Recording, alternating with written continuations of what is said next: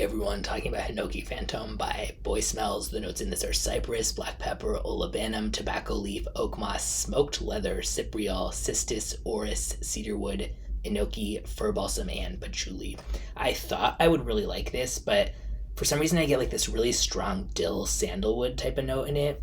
That's not even listed as a note, so maybe it's got to be just some accord from the other notes here combining into that, or maybe there is some of that type of sandalwood or something, and they just didn't list it, or the way that some of the other woods are done.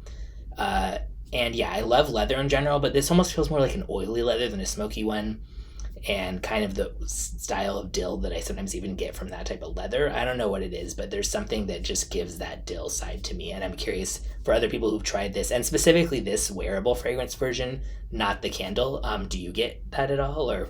But anyway, after it moves past that phase in the opening, it becomes more spicy and smoky, and at that point I do like it a lot more, especially when the hinoki and fir start to come out and add this cool greenness to the mix.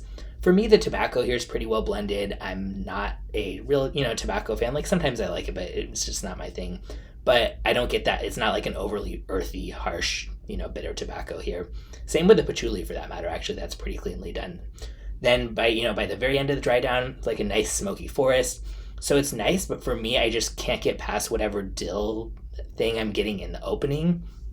And I don't even think a lot of people would necessarily hate that. It's like, I get that from Santal 33 too, and I don't even hate that, but I just don't like the opening or the beginning of the opening that I get here. So yeah, I'm curious if anybody else has that kind of issue with this, but for me, like the mid, like the dry down, I just really don't like that opening.